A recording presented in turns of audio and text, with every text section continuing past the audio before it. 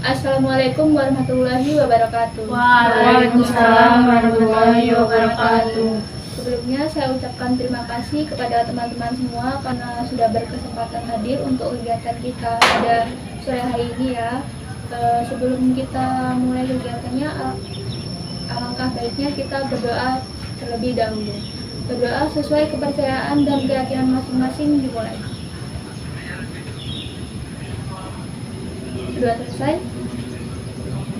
Oke, sebelumnya kalian di sini udah tahu dikumpulkan karena mau launching sebaya. Kan saya sudah melibatkan leaflet, jadi kita konseling sebaya tentang bullying ya, lebih tepatnya dibully karena prestasi. Dan di sini kan kalian tentunya datang dengan kemauan sendiri ya, sukarela gitu. Di sini kalian ada yang pernah melakukan konseling sebaya nggak sih? Belum. Jadi kalian belum tahu konseling sebaya itu apa? Belum. Jadi saya izin jelaskan sedikit tentang konseling sebaya. Jadi konseling sebaya itu adalah suatu layanan bantuan yang diberikan oleh teman sebaya untuk menyelesaikan masalah kalian nanti masing-masing. Terus juga dengan konseling sebaya ini kan bisa mendapatkan manfaat untuk berani berbicara di depan umum, terus mengungkapkan masalahnya secara terbuka, lalu berpikir kritis untuk mencari solusi dari kalian semua. Lalu selanjutnya dari konseling sebaya nanti saya harap teman-teman semua bisa terbuka dalam menyampaikan masalahnya, lalu juga berperan aktif dalam menyampaikan pendapat ataupun solusi, lalu juga menjaga rahasia karena kan kita melakukan konseling sebaya itu hanya kita aja ya, nggak ada orang lain gitu. Lalu juga usahakan nanti bisa mendengarkan dengan baik, tidak terdistrak dengan kegiatan lain atau hal lain, bertutur kata yang sopan juga, jangan sampai yang menyinggungnya lagi bercerita gitu. Oke, jadi kan tadi saya sudah menjelaskan sedikit ya tentang konseling sebaya ini. Sebelum kita mulai, baiknya kita perkenalan dulu lah, kan kurang afdol rasanya kalau belum berkenalan. Dari saya sendiri, saya Anindya Himaya Putri, merupakan salah satu mahasiswa BK di UNILA. Jadi di sini saya sebagai fasilitator nanti yang akan membantu kalian semua dalam menjalankan konseling sebaya ini. Kita bisa langsung saja dari sebelah kanan saya, sebutkan namanya. Perkenalkan, nama saya Delinda Putri, biasa dipanggil Delia. Halo Delinda. Jadi perkenalkan, nama saya Demur Emilia, biasa dipanggil Dea. Halo Dea. Perkenalkan, nama saya Salwa Syifa Almawada, biasa dipanggil Salwa. Halo Salwa. Oke, perkenalkan nama saya Rina Safitri, biasa dipanggil Rina. Halo Rina. Perkenalkan nama saya Marlisa Mesaro, biasa dipanggil Marlisa. Halo Marisa. Perkenalkan, saya Risa Dwi Cahyani, biasa dipanggil Risa. Halo Risa. Oke, jadi kita kan tadi sudah berkenalan ya. Terus mungkin bisa sekalian nih kita melakukan ice breaking biar lebih fokus lagi dalam kegiatan ini. Jadi saya ada permainan tepuk 1, 2, 3. Nanti kalau misalnya saya instruksikan tepuk 1, berarti kalian tepuk tangan 1 kali. Kalau 2 ya berarti 2 kali, kalau 3 ya 3 kali. Tapi kalau saya nggak bilang tepuk, cuma bilang angka aja, berarti kalian seharusnya nggak menepuk tangan gitu. Paham nggak? Paham. Oke, langsung kita mulai aja ya teman-teman. Tepuk 1, tepuk 2, 1. Oke. Banyak nih yang Banyak yang belum konsentrasi ya, lagi ya. Tepuk 3, 1. Lagi. Oke, tepuk 2, 3. Kurang konsentrasi. Oke, sekali lagi. Tepuk 2, 1. Oke, bagus untuk semuanya. Oke, tadi kan kita sudah kenalan, terus editing juga biar lebih berkonsentrasi. Selanjutnya kita akan membahas tentang kontrak konseling. Jadi nanti ada beberapa peraturan yang sebaiknya kita patuhi bersama selama konseling ini agar dapat berjalan lebih lancar. Mungkin teman-teman ada yang mau menyumbangkan idenya terlebih dahulu? Silakan Berlin. Berbicara menggunakan bahasa yang sopan dan santun. Oke, selanjutnya mungkin bisa Arina dulu. Tidak memotong pembicaraan. Oke, aja. Lanjut mungkin Anissa silakan. Mendengarkan teman-temannya dengan sesama dengan handphone. Ya Kak, Mengikuti kegiatan sampai selesai. oke, ada lagi? Ya, silakan. Datang tepat waktu. Datang tepat waktu. Ada lagi? Bisa Wak? Saya Kak, Ya, silakan. mungkin durasi waktunya Kak, mungkin sekitar sejam gitu Kak. Oke, boleh. Oke, jadi saya terima saran teman tadi tentang peraturan itu ada hadir tepat waktu setiap kegiatan, terus tidak memotong pembicaraan, lalu mendengarkan dengan baik, mengikuti kegiatan sampai selesai, tutur kata yang sopan dan baik juga, lalu ada konsisten waktu ya, kegiatan itu mungkin kita bisa ambil kurang lebih 1 jam ya teman-teman. Langsung aja ini udah pada siap belum nih untuk kita ke kegiatan inti? Siap. Oke, untuk pembahasan kali ini apa ada yang mau sukarela untuk menceritakan masalahnya terkait bullying? Ya, silakan Berlin. Jadi saya di sini tuh sebagai korban bully dari teman-teman di sekolah saya. Mereka tuh ngebully saya tuh karena pada awalnya tuh mereka tuh minta contekan tugas, tapi tuh saya tuh nggak kasih karena saya tuh maunya tuh mereka tuh biar usaha dulu loh. Harusnya tuh dia tuh mintanya tuh nggak langsung minta contek gitu, apalagi kita tuh waktu itu belum kenal deket gitu. Nah, tapi itu mereka tuh langsung mengecap saya sebagai siswa yang pelit gitu. Terus mereka semua tuh pada ikut-ikutan ngebully saya, katanya tuh saya tuh pinter pelit gitu. Terus mereka juga pada nyinisin saya gitu sih Pak. Oke, mungkin dari teman-teman yang lain mau merespon permasalahan Berlin? Silakan. Kejadian kakak dibully itu udah terjadi berapa lama Kak? Sudah terjadi sejak saya masuk kelas 1 SMA. Silakan. Respon Kak Berlinda pas dibully itu kayak gimana? Oke, jadi kalau dari respon aku awalnya tuh kan karena aku emang dari awal tuh udah nggak terlalu deket sama siapa-siapa gitu. Jadi tuh kalau misalkan mereka ngebully aku, respon aku ya cuma bisa diam aja gitu sih. Soalnya kan ya mau gimana juga kan nggak ada teman juga akunya. Jadinya ya udahlah diam aja gitu. Ada lagi? Silakan. Oke, aku mau nanya, kan kakak dibully itu pernah menceritakannya ke siapa aja gitu? Apa ke keluarga, ke keluarga dulu deh gitu. Nah, jadi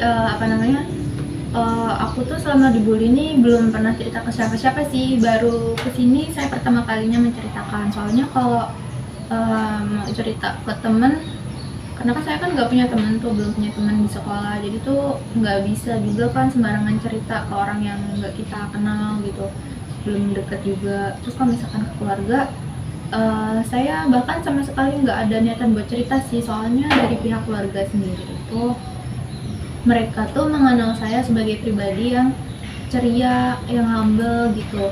Itu saya memang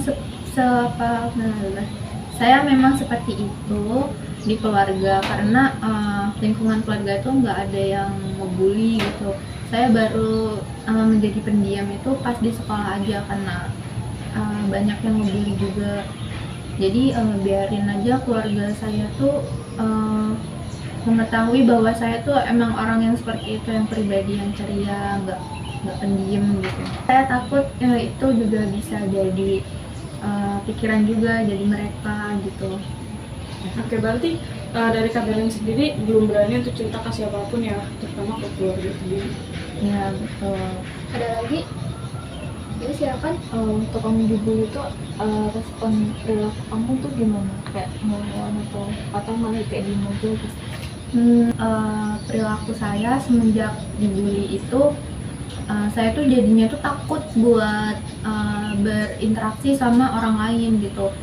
takutnya juga kan apa namanya, karena banyak orang-orang yang ngebully saya, bilangin saya pelit, bilangin saya ini itu. Takutnya tuh orang-orang yang nggak kenal dengan saya sekalipun ketika mendengar itu tuh mereka juga beranggapan bahwa saya seperti itu, dan mereka tuh percaya sama omongannya mereka. Jadi tuh saya nggak berani buat berinteraksi sama orang lain sih. Jadi saya lebih memilih diam daripada berinteraksi. Ada lagi? Ya silakan. Waktu Kak Berlin dibully itu, Kak Berlin ada nggak tindakan untuk kayak mengadukan itu ke guru atau ke guru BK? Ke guru BK. Sebenarnya saya tuh pengen ya buat cerita ke guru BK, tapi tuh di sisi lain tuh saya ngerasa takut banget kalau misalkan ada nih yang tahu kalau aku tuh ke ruangan BK atau aku tuh bertemu sama guru BK, pasti nanti mereka tuh lebih menindas aku punya ketakutan kayak gitu sih kalau misalkan aku cerita ke guru BK. Makanya aku nggak berani buat cerita ke guru BK dan lebih memilih untuk ikut konseling sebaya di sini untuk menceritakan permasalahanku di sini gitu. Mungkin ada lagi atau apa? Ya silakan. Dari permasalahan tersebut, apakah ada dampak yang Kak Berlin rasakan? Dampak yang aku rasakan, takut berinteraksi dengan orang-orang, kemudian saya menjadi lebih pendiam. Oke, mungkin ada lagi atau cukup? Cukup ya. Jadi kan tadi Kak Berlin udah cerita ya, dibully teman sekelas ya. Ya, Dibully oleh teman sekelas karena tidak memberi contekan. Jadi Kak Berlin ini dicap sebagai orang yang pelit ya, yang sombong gitu ya. ya, Oke, terus respon emosi negatifnya tadi cemas ya. benar. Lalu ada perilaku jadi takut berinteraksi, takut bersosialisasi. Dan mungkin itu dari permasalahan Kak Berlin. Coba kita koneksikan ya teman-teman dari emosinya, terus perilaku sama keyakinannya. Di sini saya mau coba tanya dulu ke Kak Berlin, ini dari emosi cemas sama perilaku takut berinteraksi itu yang mau diubah yang mana? Menurut saya ya Kak, yang harus diubah itu sebenarnya semuanya perlu diubah sih, tapi mungkin yang paling utama lebih ke kecemasanku dulu sih. Soalnya kan dari cemas itu aku jadi ngerasa takut dan beranggapan bahwa semua orang itu sama gitu, kayak mereka suka ngebully atau jahat gitu. Jadi kan barusan Kak Berlin menjawab nih, yang mau diubah dulu itu yang emosi negatifnya dulu, yaitu tentang kecemasannya. Saya izin bertanya dulu, kalian ini ada nggak sih yang masalah yang mirip sama Kak Berlin? Hai Kak. Ya silakan saya. Jadi kan saya itu salah satu siswa berprestasi di sekolah. Nah, saya itu jarang masuk kelas Kak. Jadi prestasi saya itu di bidang seni gitu Kak. Jadi suka ikut lomba-lomba di luar gitu Kak. Nah, teman-teman saya tuh nggak suka karena saya tuh jarang ikut pelajaran, tapi nilai saya bagus gitu. Jadi saya tuh dibully kayak gitu, dikiranya guru itu pilih kasih dia. Jadi kayak teman-teman tuh nggak ada mau teman sama saya. Kalau dari emosi dan perilakunya apa sama Kak Berlin apa gimana? Iya sih, tadinya kayak aku ngerasa cemas kayak mana ya sekolah, tapi kayak nggak punya temen gitu. Tapi ya udah, terus aku kayak ya lawan aja rasa cemas itu. Oke, jadi begitu ya Kak Berlin tadi sudah mendengarkan cerita dari Salwa bahwa ternyata ada juga loh masalahnya yang mungkin mirip, dan itu mungkin bisa membuka pandangan ke Berlin bahwa ternyata saya nggak sendirian loh, ada juga orang yang mengalami pembulian karena prestasi tersebut gitu. Teman-teman ada yang mau merespon dari respon Kak Berlin lagi? Oke, silakan Kak Lisa. Oh, oke. Aku mau nanya, ketika kakak dibully itu apa ada kesulitan yang kakak alami gitu? Kesulitan yang aku alami tuh aku merasa terancam jadinya karena mereka ngebully aku. Jadi kalau ketika aku ada di situasi di sekolah gitu, terus ketemu mereka dan mereka ngebully aku tuh merasa terancam gitu. Kok semua orang pada ngebully aku ya, kok semua orang pada menyebut deketin aku ya, jadi tuh kayak aku cuma sendirian, jadi aku merasa terancam karena mereka semua. Oke, jadi pertanyaan dari Mbak Lisa ini bagus. Jadi tentang kesulitan yang dihadapi ya. Jadi begini Berlin, kesulitan yang kamu hadapi itu juga berhubungan dengan emosi tadi yang kamu rasakan itu, yaitu kecemasan ya. Jadi misalnya kamu itu merasa cemas terus menerus, itu kan kayak lama-lama jadi merasa terancam. Apa mereka itu memang di sana buat ngebully kamu doang apa gimana gitu kan? Lanjut, mungkin ada yang mau merespon lagi? Ini Silakan. Apa ada keyakinan tertentu yang didapatkan Kak Berlin setelah dibully? Aku tuh jadi berpikiran bahwa semua orang itu tuh jahat gitu loh. Bahkan orang yang nggak kenal dengan aku sekalipun, mereka tuh juga ikut-ikutan gitu. Jadi aku tuh punya pemikiran bahwa semua orang itu jahat. Makanya aku kalau mau berinteraksi sama orang itu takut. Mungkin ada lagi? Ya, silakan. Keyakinan tersebut tuh karena memang dibully atau hanya pikiran dari diri kakak sendiri? Sejauh ini mungkin karena asumsi diri saya sendiri sih, karena kan dari awal saya berpikiran bahwa semua orang itu jahat, terus kemudian saya takut untuk berinteraksi, jadi mungkin dari asumsi saya sendiri. Ada respon lagi? Ya, silakan. Misalnya ya, nih ada 100 orang di sekitar Kak Berlin dengan usia dan gender yang sama.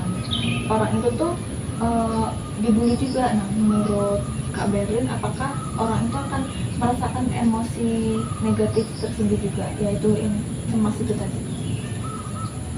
Menurut saya, kalau misalkan di situasi dan kondisi yang sama, dibully dan kemudian tidak punya teman seperti saya, kemungkinan mereka semua juga bakal ngerasain seperti apa yang saya rasakan sih. Ya, ada lagi? Ya, silakan. Keyakinan itu tuh termasuk keyakinan yang benar atau enggak, dan kenapa? Keyakinan tentang aku beranggapan bahwa semua orang itu jahat itu ya? Sebenarnya sih kalau dipikir-pikir lagi, itu tuh termasuk keyakinan yang nggak benar juga sih, karena saya baru menyadari bahkan di sini saya bertemu dengan orang-orang yang tidak saya kenal, dan kalian semua tuh mau mendengarkan, mau membantu, mau menanggapi, jadi tuh kayak sedikit merubah perspektif saya tentang bahwa semua orang itu tuh jahat gitu. Oke, mungkin ada lagi yang mau merespon? Aku Kak. Ya, silakan. Jadi apa sih yang dikatakan sama Kak Berlin kepada diri kakak sendiri tentang perasaan terancam yang kakak hadapi gitu? Apa pasrah, apa pasti bisa mengatasi, atau bagaimana Kak? Awalnya tuh saya pasrah ya, soalnya tuh kan kayak baru-baru kenal kan, belum ada teman juga, terus juga nggak terlalu kenal dengan mereka, siapa tahu kan mereka tuh kayak cuma bercanda doang gitu, jadi tuh saya nggak ada perlawanan, saya cuma pasrah gitu aja. Tapi tuh ternyata setelah saya pasrah, saya diam aja, ternyata mereka tuh makin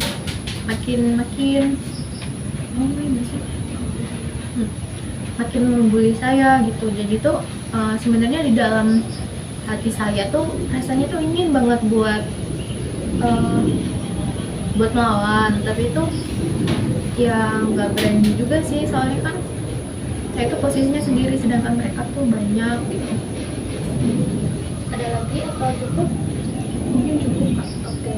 Jadi benar tadi apa yang ditanyakan sama Rina itu, keyakinan tadi termasuk yang benar atau enggak ya. Jadi kalau dari saya sendiri itu pemikiran tentang semua orang itu jahat itu keyakinan yang kurang benar ya sebenarnya. Karena kan dunia itu kompleks, selain ada jahat ya pasti ada orang yang baik, terus ada orang yang netral juga, tidak memihak manapun. Jadi kan kalau dihadapkan situasi dibully lagi, itu kita jangan langsung menyimpulkan oh orang itu jahat, semua orang itu juga jahat gitu. Bisa jadi ya mereka cuma menunjukkan sisi jahat aja, mereka juga mesti punya sisi yang baik gitu. Kita cuma manusia biasa, kita itu punya kemampuannya masing-masing, punya kelebihannya ataupun kekurangannya. Jadi kita itu sebaiknya saling menghargai aja, jangan saling membuli gitu. Dari penjelasan saya dan teman-teman, apa bisa dipahami? Bisa, Kak. Tadi kan Kak Belin sudah bercerita, terus kita sudah dapat emosinya juga, terus keyakinannya juga. Coba kita koneksikan lagi tentang keyakinannya tadi sama emosi negatifnya. Teman-teman ada yang mau bertanya atau berpendapat lagi? Silakan. Menurut Kak Berlin nih, kalau beberapa waktu ke depan, kalau yakin semua orang itu jahat, apa Kak Berlin tuh akan tetap merasa cemas? Pastinya saya bakal ngerasa cemas sih. Sekarang aja saya punya pemikiran bahwa semua orang jahat, saya merasa cemas. Ada lagi? Silakan. Kalau sebaliknya gimana? Kayak misalkan Berlin tuh beranggapan bahwa semua orang tuh yang nggak jahat, ada yang baik, ada yang netral gitu. Nah, apakah yang akan Berlin rasakan? Mungkin saya sudah tidak cemas lagi ya, karena kan tidak semua orang itu jahat, ada yang baik juga, ada yang netral juga. Jadi mungkin kalau misalkan saya bertemu dengan orang yang jahat, itu bukan berarti semua orang itu jahat, tetapi ada juga loh yang baiknya. Mungkin saya belum dipertemukan saja dengan orang yang baik. Jadi kemungkinan saya bakal nggak cemas gitu. Ada yang mau merespon lagi? Ya, silakan. Apa yang perlu Kak Berlin ubah biar dapat merasakan emosi yang lebih sehat dan tidak merasa cemas? Yang harus aku ubah mungkin tentang pikiranku dulu, karena dari awal saya sudah berpikir bahwa semua orang itu jahat, dan itu tuh jadi faktor penghambat saya buat berinteraksi sama orang lain. Jadi mungkin menurut saya itu sih pikiran saya. Ada lagi? Ya, silakan. Menurut Kak Berlin, saat yang terbaik untuk merubah keyakinan saat merasakan emosi yang sehat atau yang tidak sehat? Emosi yang sehat sih pastinya. Tadi Berlin sudah menjawab sebaiknya merubah keyakinan saat emosinya lebih sehat ya.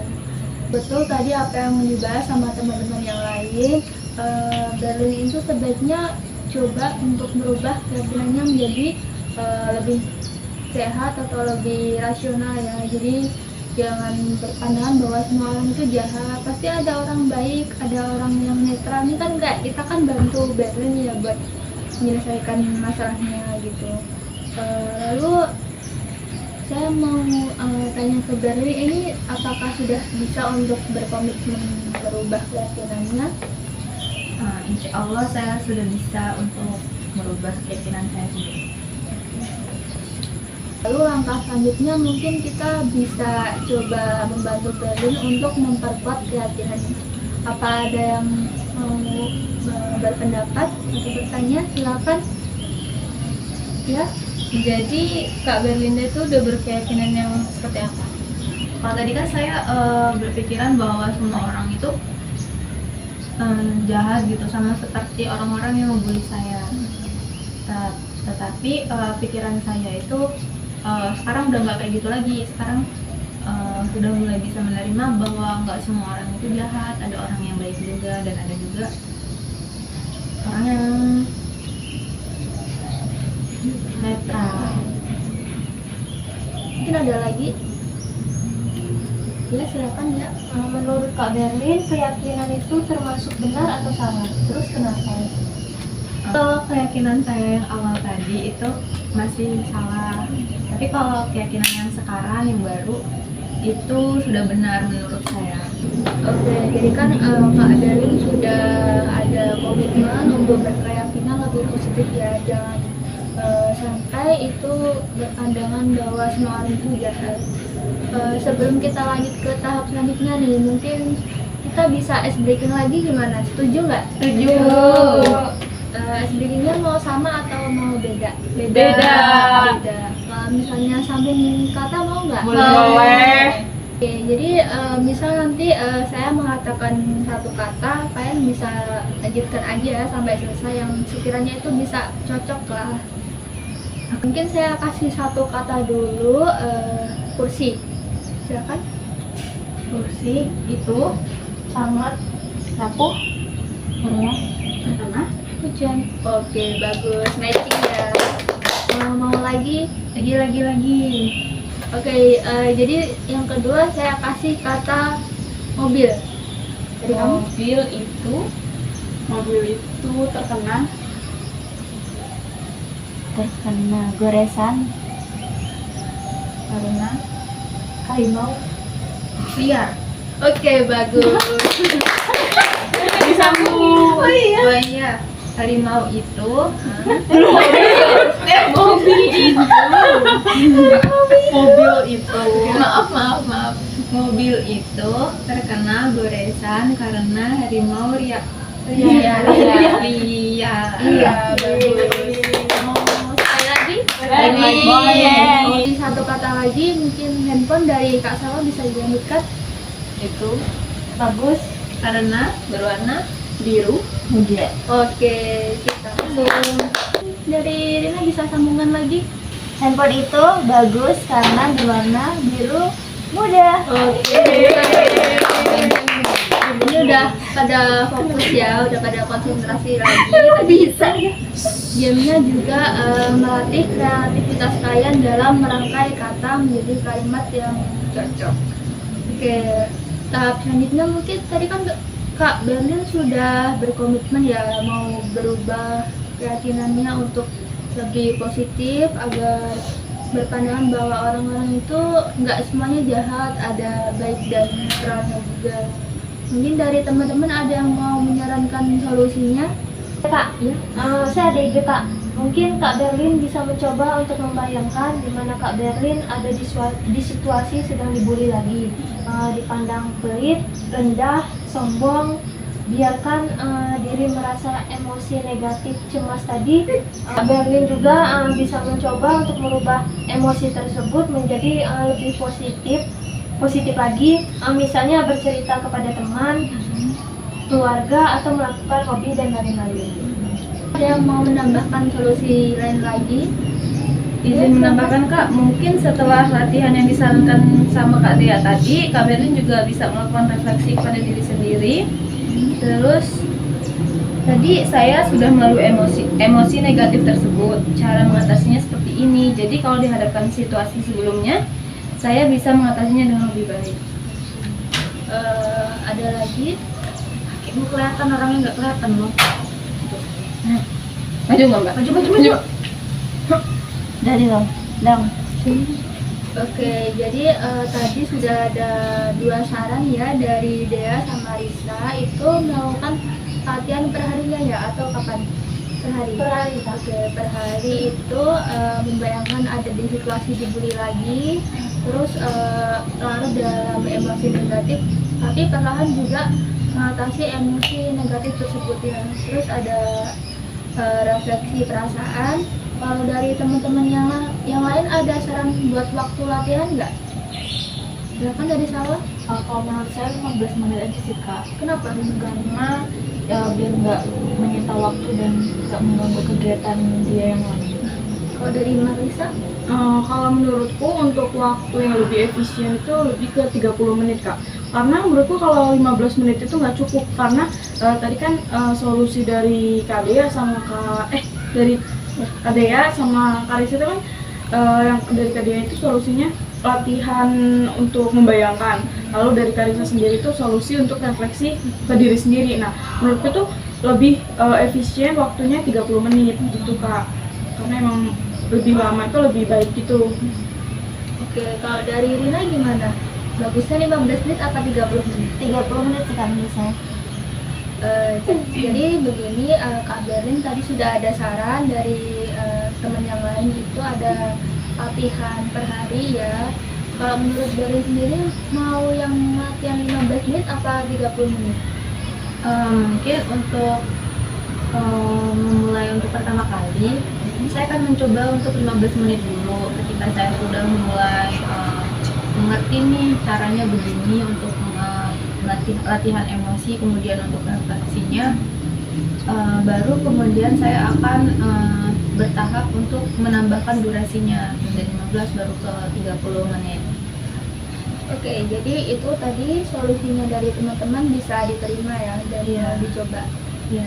Insya Allah, oke. Jadi pembahasan permasalahan kita cukupkan sampai sekarang. Saya mau tanya nih, teman-teman tadi dapat kesimpulan apa dari pembahasan kita?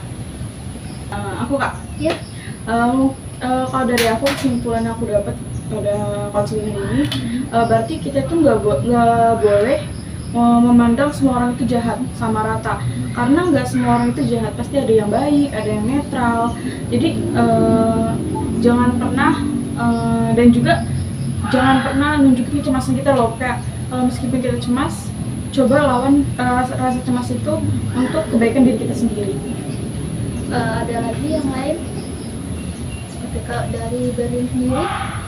Kalau dari aku sendiri, kesimpulan yang aku dapat itu di sini aku benar-benar bisa merubah pikiranku sendiri yang tadinya sesempit itu cara berpikirku. Sekarang aku sudah mulai terbuka pikirannya dan ternyata tuh nggak semua orang itu jahat gitu. Di sini aku juga bertemu dengan teman-teman baru di sini, semuanya juga baik-baik. Jadi tuh ini sebagai contoh bahwa nggak semua orang itu jahat, ada yang baik, ada yang netral gitu. Dan mungkin kalau misalkan saya kemarin-kemarin mengalami banyak hal dengan bertemu dengan orang-orang yang jahat, dan itu tuh bukan berarti semua orang itu jahat gitu.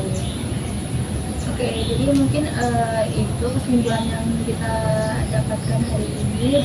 Betul apa yang dikatakan Marisa sama Berlin tadi, teman-teman itu nggak semua orang itu jahat ya. Jadi kita itu juga punya sisi baik dan netralnya sendiri. Kita juga ada kemampuan, kelebihan ataupun kekurangannya masing-masing. Jadi sebaiknya itu kita saling menghargai, jangan membuli atau sampai membuat orang lain itu merasa dirugikan atau merasa sedih gitu ya.